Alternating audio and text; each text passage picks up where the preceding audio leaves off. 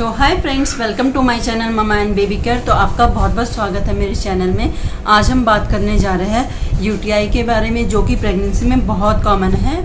और UTI means urinary tract infection, यानी कि यूरिन इन्फेक्शन आप कह सकते हैं। तो प्रेगनेंसी में ये आपको बार बार क्यों होता है? इसलिए होता है क्योंकि प्रेगनेंसी में कोई भी इन्फेक्शन इजीली आपको कैच करता है, जैसा कि आपको पता होगा। तो ये इन्फेक्शन भी आपको प्रेगनेंसी में हो सकता है। अब इसके बारे में हम डिटेल में बात करेंगे, इससे आप कैसे बच सकते हो और इसके क्या साइड इफ़ेक्ट्स हो सकते हैं आपके प्रेगनेंसी में, क्या ये आपके बेबी को हार्म करता है। इन सब बातों के लिए आप मेरे साथ बने रहिए। तो स्टार्ट करते हैं वीडियो यहाँ पर। तो सबसे पहले हम इसके जो सिम्टम्स हैं उनके बारे में जान लेते हैं। सबसे पहला सिम्टम, यदि आपको लोअर एब्डोमेन यानी कि पेट के निचले हिस्से में पेन होता है तो ये यूटीआई का एक सिम्टम हो सकता है। वैसे तो प्रेगनेंसी में लोअर एब्डोमेन पेन होता रहता है, मतलब ये कॉमन है आपको पेट में दर्द होना। बट अगर आपको बहुत ज़्यादा हो रहा है तो ये यूटीआई का एक सिम्टम हो सकता है।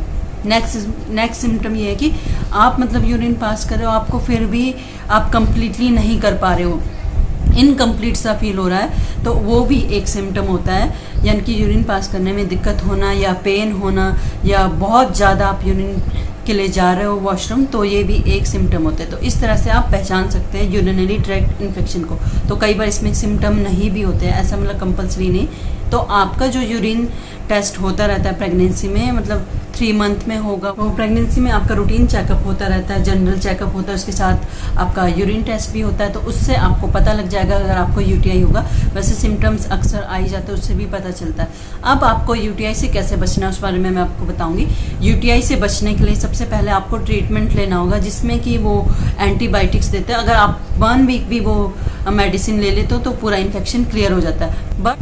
बट अगर ऐसा होता है कि आपको बार बार इन्फेक्शन हो रहा है, यानी कि रियकरेंस ऑफ इन्फेक्शन है, तो बार बार अगर इन्फेक्शन हो रहा है तो आप आयुर्वेदिक दवाई भी ट्राई कर सकते हो, उससे भी ये मतलब ठीक हो जाता है। क्यों बार बार आप एंटीबायोटिक्स भी नहीं ले सकते। तो मैं आपको सजेस्ट करूँगी फिर आप आयुर्वेदिक मेडिसिन आप कंटिन्यू लेते रहिए, तो आपको ये इन्फेक्शन नहीं होगा। तो ये मेडिसिन से ट्रीटेबल है।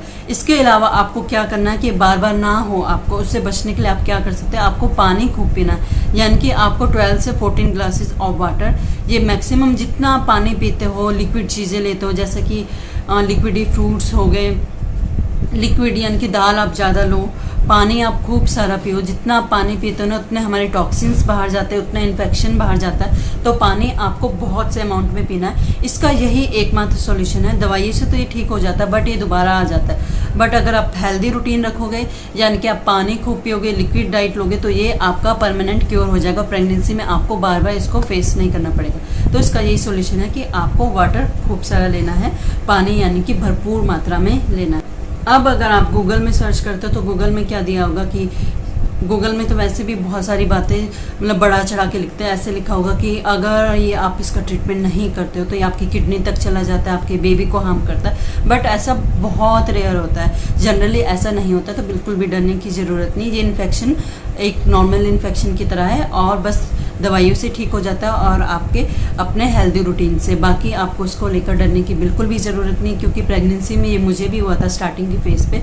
बट मैंने मेडिसिन ली थी तो उससे क्योर हो गया था। उसके बाद मैंने मतलब कम से कम 3 या 4 लीटर पानी मैंने कंटिन्यू पिया है, जिसकी वजह से दोबारा मुझे इसे फेस नहीं करना पड़ा।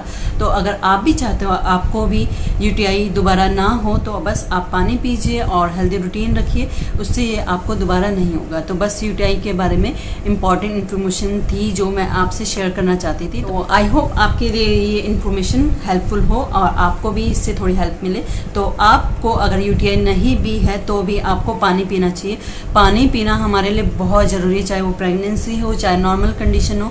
पानी पीने से ही सारे टॉक्सिन्स बाहर जाएंगे। तो पानी ज़रूर पिए, पानी की बहुत इंपॉर्टेंस है हमारी लाइफ में।